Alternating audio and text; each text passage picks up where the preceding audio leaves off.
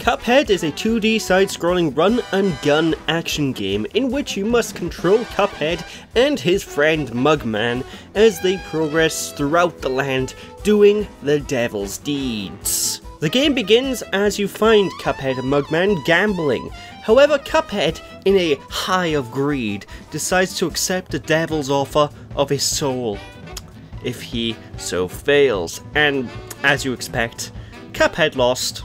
But all hope is not lost. In their plead for their souls, the devil gave them the task to hunt down all of those who are in debt to the devil himself and become what can only be described as cartoon debt collectors. This game is primarily split up into two portions: run and gun stages and boss fights, with the boss fights taking up the vast majority of the game's content.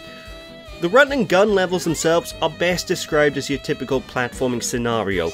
You've got pits, you've got enemies, you've got obstacles in your way, and you simply have to just try and get through them and get to the end. Littered throughout these levels, however, are a number of coins that you can find, which can be spent in the store for extra power-ups and different types of shots that you will potentially have at your disposal.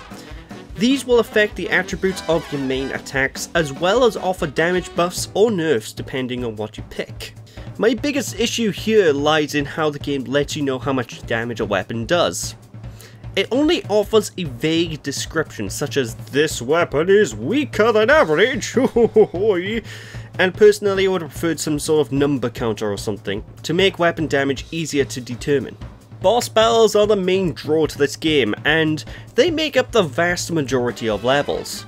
And the best thing I can say to describe these battles are magnificent, offering tons of different patterns that usually occur at a relatively random rate, with multiple phases that modify each battle significantly and definitely keeps you on your toes. However, this must be said, this game is not easy. In fact, this is one of the hardest titles I've played in years. But, despite its sheer difficulty, it is extremely fair, and very rarely do I die thinking that I got screwed over by the game. In fact, every single death I've had has entirely been my own fault, which in a game like this is absolutely amazing. Not only that, but this title is extremely addicting. I found myself struggling on levels constantly, but I've never felt frustrated. After every defeat, I have gone, "Right, one more go," and I jumped right back in. This one more go mentality is only strengthened by the death screens that display a gauge showing how far you were from actually defeating the boss battle. Seeing yourself die right at the very end of a fight is a massive motivator to just jump in and try again. It also helps too that the controls are extremely tight, and honestly some of the best controls I've ever played in a game of this style. In between each level too, you are free to explore a large hub area that opens up over time.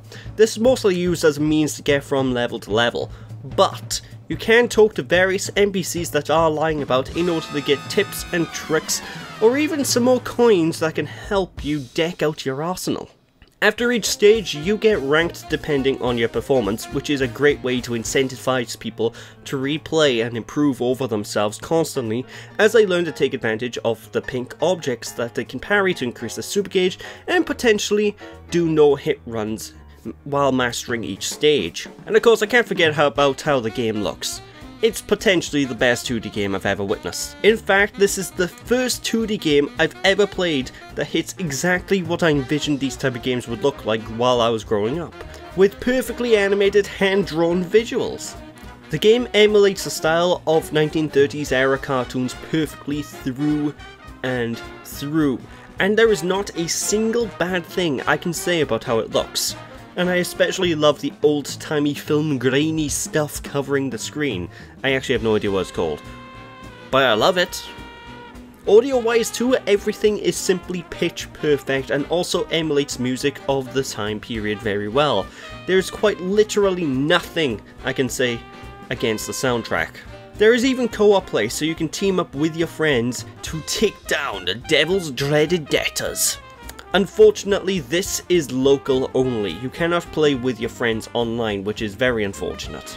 Ultimately though, I think this game is a flat-out must-own title, with a perfect execution of a 1930s presentation. However, this game is extremely challenging, so keep that in mind if you go to play this first and foremost.